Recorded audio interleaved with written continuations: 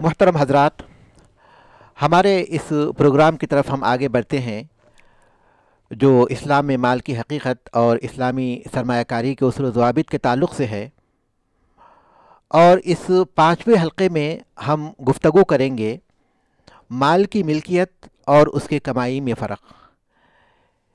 اس عنوان پر ہم گفتگو کریں گے۔ عام طور پر لوگ ذکر کرتے ہیں مال کمانے کا، اور اس سلسلے میں بہت غلطی کرتے ہیں۔ بعض ایسی چیزیں جو کمائی کے بغیر بھی انہیں حاصل ہوتی ہیں اس پر بھی کمانے کا اطلاق کرتے ہیں، جبکہ وہ چیزیں ان کی ملکیت میں دوسرے ذرائع سے آتی ہیں کمائی کے بغیر۔ تو اس سے واقفیت حاصل کرنے کا فائدہ یہ ہوگا کہ بنیادی طور پر ہمیں وہ چیزیں جو کمانا ہے، جو کمائی سے حاصل ہوتی ہیں، اس میں کچھ بنیادی باتوں کا ہمیں خیال رکھنا ہوتا ہے، حلال ذرائع ہوں وغیرہ وغیرہ، تو ان کو ہم پیش نظر رکھ سکیں گے۔ لیکن وہ چیزیں جو ہماری ملکیت میں آ جاتی ہیں کمائی کے بغیر، اس کے کچھ اصول و ضوابط مختلف ہیں، تو ان اصول و ضوابط کی روشنی میں ہم ان کو حاصل کر سکتے ہیں۔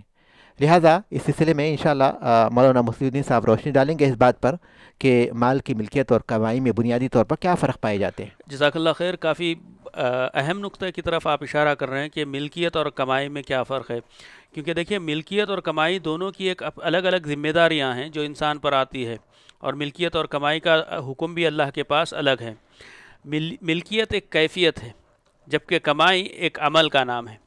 یعنی عمل میں جب کہہ رہا ہوں ایسا عمل جس پر ثواب اور عقاب کا اطلاق ہوتا ہے، ویسا عمل ہے یہ۔ عمل صرف کام کے معنی میں نہیں ہے۔ ملکیت جس کو انگلش میں اونرشپ کہتے ہیں،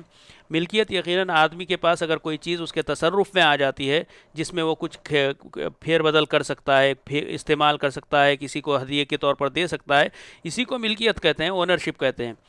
لیکن کمائی کے ایک نئے مال کے اضافے کو کہتے ہیں، اور ملکیت میں ضروری نہیں کہ آپ کے پاس کوئی نیا مال آئے۔ اونرشپ یقیناً پرانے مال کی بھی ہو سکتی ہے۔ کیسے کہ میں اگر بیٹے کے طور پر ہوں تو میرے پاس میرے باپ کا مال جو ہے اس میں مجھے کسی حد تک، میرے والد صاحب کے مال میں کسی حد تک مجھے اطلاقات ہوتے ہیں، اس میں کچھ استعمال کا حق ہوتا ہے۔ لیکن جب والد صاحب کا انتقال ہو جاتا ہے تو بیٹے کو جو مال آتا ہے وہ اس کی ملکیت میں داخل ہو جاتا ہے، اور فقہا اس کو جبری ملکیت کہتے ہیں، یا پھر کمپلسری اونرشپ کہتے ہیں، فورسڈ اونرشپ کہتے ہیں۔ دیکھیے کتنا خوبصورت دین ہے کہ اونرشپ بھی ہے، یعنی مزے کی چیز بھی ہے، لیکن وہ بھی فورسڈ ہے۔ تو اس کو فورسڈ اونرشپ اس لیے کہتے ہیں کہ جو مال وراثت میں آتا ہے، اب اس کے حساب کتاب کی ذمہ داری میرے اوپر آ جاتی ہے اللہ کے پاس، کہ میں کیسے استعمال کرتا ہوں، کیسے نہیں استعمال کرتا ہوں، اس کا حساب کتاب مجھے دینا ہوگا۔ اور پھر اسی طریقے سے اس سے متعلقہ جتنے بھی قرض کی ادائیگی کا مسئلہ ہو، یا پھر اس کے بعد اس کو اور آگے اس کی حفاظت کرنا اور اس کو استثمار کر کے اس کو بڑھانا، افزائش کی شکل پر لے جانا، یہ ساری ذمہ داری آ جاتی ہے۔ اسی طریقے سے جبری طور پر جو فورس طور پر اونرشپ حاصل ہوتی ہے، اس کی ایک قسم فقہا اس کو طلاعت کہتے ہیں، کہ نئے مال کی افزائش ہو جانا، جیسے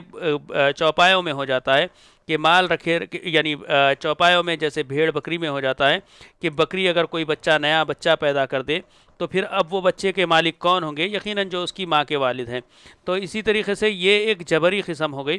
اور اسی جبری کو ہم کہیں گے لازمی کہہ سکتے ہیں اردو میں، ایک اچھی اصطلاح اس کو، کہ لازمی طور پر اب اس کی ذمہ داری اس شخص کے ذمہ آ جائے گی جو وارث ہوگا، یا پھر جو پہلے سے اس کی ماں کا مالک تھا۔ اس طریقے سے ملکیت یا اونرشپ کی ایک اختیاری شکل ہوتی ہے، جیسے کہ کوئی آدمی کسی کو کوئی ہدیہ دے، قبول کرنا یا نہ کرنا ٹھیک ہے، اس کا فضیلت اور کیا اس پر اسلامی احکام کیا ہے، کب ہدیہ قبول کریں گے، اس کی بھی ایک اپنی تفصیل ہے، کس مال کو مال کہیں گے۔ جیسے کہ مثال کے طور پر اگر کوئی آدمی کوئی حرام چیز مال کی شکل میں لا دے تو اس کو نہیں قبول کرے گا ایک مسلمان، وہ ہدیہ قبول نہیں کرے گا۔ یہاں پر ہدیہ قبول کرنے یا نہیں کرنے کا اختیار ہوگا۔ اسی طریقے سے جبری طور پر بھی اگر کوئی حرام چیز آ جائے تو اس کو پھینک دے گا، یعنی لازمی طور پر بھی اگر اس کو تک پہنچ جائے گی تو اس کو ضائع کر دے گا، تلف کر دے گا وہ۔ اور اس میں ایک اہم نقطہ یہ بھی سمجھتے چلے آگے کہ جتنا بھی مال حرام ہے اس کو مال ہی نہیں گردانتا، یعنی مال ہی نہیں سمجھا جاتا اسلام کی روح سے۔ اور اسی طریقے سے اختیاری طور پر آدمی تجارت کر کے مالک بن جائے یا پھر کسی اور ذریعے سے ہو جائے، تو یہ سب اختیاری ہے۔ تو یہاں پر وہی بات ہے کہ کسی صورت میں یہ سب ملکیت اور اونرشپ کے تعلق سے ہوا۔ اب رہا کمائی کا مسئلہ، تو یاد رکھیں کمانا کبھی کبھار واجب بھی ہو جاتا ہے، بلکہ ایسے آدمی پر واجب ہو جاتا ہے جس کے ذمے کچھ اشخاص اور بھی ہوں، کچھ افراد اور بھی ہوں، کیونکہ اللہ کے رسول صلی اللہ علیہ وسلم کہتے ہیں کہ عبداللہ بن عمر رضی اللہ تعالیٰ عنہ راوی ہیں، ابو داؤد، نسائی اور امام احمد نے اس کی روایت کی ہے، کفا بالمرء اثما ان یضیع من یقوت، کہ ایک آدمی کو گناہ گار ہونے کے لیے بات کافی ہے کہ جس کے خود کی خوراک کی ذمہ داری اس کے سر ہے شرعی لحاظ سے، اس کے اولاد کی، اس کے بوڑھے ماں باپ کی، اس کے کمزور بھائی بہن کی، اگر وہ ان تک کما کر صحیح مباح اور جائز طریقوں سے، حلال طریقوں سے کما کر ان تک مال نہیں پہنچاتا ہے تو وہ گناہ گار ہوتا ہے اور اس کا حساب کتاب اللہ کے پاس دینا ہوتا ہے۔ تو کمائی میں دیکھیں، نئے مال کے حصول کی کوشش ہوتی ہے، اس کے ذریعے بھی صحیح ہونا اور جائز ہونا ضروری ہوتا ہے، اور پھر اس کو وہ واجب ہو جاتی ہے جب کچھ اور افراد کی ذمہ داری ہو۔ بلکہ یاد رکھیں، انسان کے پاس اس کی جان بھی ایک امانت کی شکل ہے، تو اس حد تک کمانا جائز طریقے سے جو اس کے جان کے بقا کے لیے ہے تو اس کے اوپر واجب ہے، اگر اس کے اندر اتنی صلاحیت ہے، صحت ہے تو، صحت ہے اور اس کے اندر گنجائش ہے تو۔ اور یاد رکھیں، اسی طریقے سے کیا بھیک مانگنا یہ کوئی کمائی کا ذریعہ ہے؟ تو اس ضمن میں بھی اللہ کے رسول صلی اللہ علیہ وسلم کی ہدایت سنتے چلیں، بھیک مانگنے کو اللہ کے رسول صلی اللہ علیہ وسلم نے کمائی کا ذریعہ نہیں بتایا، سوائے یہ کہ 3 صورتیں ہو جائے۔ مجھے حدیث کے الفاظ بالضبط یاد نہیں، میں اس کا معنی آپ کے سامنے رکھ رہا ہوں کہ ایک یہ کہ آدمی کسی کے صلح سمجھوتے کا ذمہ داری اپنے سر پر لے لے، کہ مال کی ادائیگی کی صلح سمجھوتے کی غرض سے لے لیں، تو وہ لوگوں کے پاس جا کر چندہ وصول کر لے، اس کو پہنچا دے، اس کے لیے مانگنا جائز ہو گیا۔ دوسرا یہ کہ وہ بہت زیادہ بڑی آسمانی آفت کا شکار ہو جائے، زلزلے کا شکار ہو گیا یا پھر کوئی کسی قسم کا بڑا نقصان ہو گیا، تو پھر اس وقت اس کے لیے جائز ہوگا۔ تیسرا یہ کہ قحط سالی کا اگر کوئی شکار ہو جائے تو اس کے لیے بھی مانگنے کی گنجائش ہے، لیکن ان تینوں کو بھی اس وقت تک جب تک کہ وہ کفاف کی کافی ہو جانے کی حالت کو پہنچ جائے۔ جیسے وہ اس کے بود و باش کے لیے، گزارے کے لیے، زندگی کے گزارے کے لیے ایک چیز کافی ہو جاتی ہے، پھر وہاں پر اس کو رک جانا پڑتا ہے اور اس کے بعد اس کو مانگنا اس کے لیے پھر سے حرام ہو جاتا ہے۔ اور وعید اس قدر سخت ہے کہ جو آدمی بلا وجہ صرف مال کی زیادتی کے لیے لوگوں کے آگے ہاتھ پھیلاتا ہے اور اپنے چہرے کے پانی کو مارتا ہے، اپنی عزت کو گنواتا ہے، وہ اللہ کے سامنے ایسے کھڑا ہوگا کہ اس کے چہرے پر گوشت نہ ہوگا۔ بلکہ ایک دوسری حدیث میں اللہ کے رسول صلی اللہ علیہ وسلم کہتے ہیں کہ جو آدمی بلا حق، بلا ان 3 وجوہات کے لوگوں سے مانگتا پھرتا ہے تو وہ گویا جہنم کی آگ اپنے ہاتھ میں لے رہا ہے، اور اس کو جتنا چاہے وہ زیادہ کرے یا کم کر لے۔ تو معلوم ہوا کہ مانگنا کمائی کا ذریعہ نہیں ہے، اور یہی باتیں اس میں ملکیت اور یعنی اونرشپ اور دوسری جو چیز تھی کمائی کے ضمن میں میرے ذہن میں یہ باتیں مستحضر ہے، شاید اس میں کچھ باتیں رہ گئی اور کچھ اچھی باتیں رہ گئی جو ہمارے شیخ انشاءاللہ اس میں اضافہ کریں گے۔ جزاکم اللہ خیر۔ مولانا کی گفتگو سے 2 اہم باتیں ہمارے سامنے آئیں۔ ایک بات یہ کہ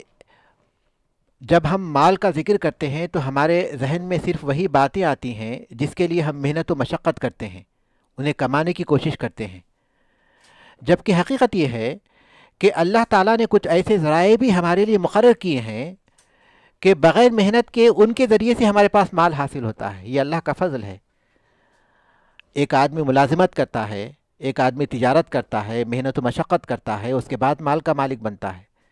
لیکن ایک آدمی اپنے کسی قریبی وارث کے مرنے کی وجہ سے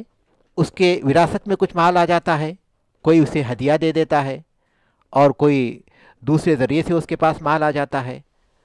تو گویا اللہ تبارک و تعالیٰ نے مال کے معاملے میں انسان پر اس قدر کرم کیا ہے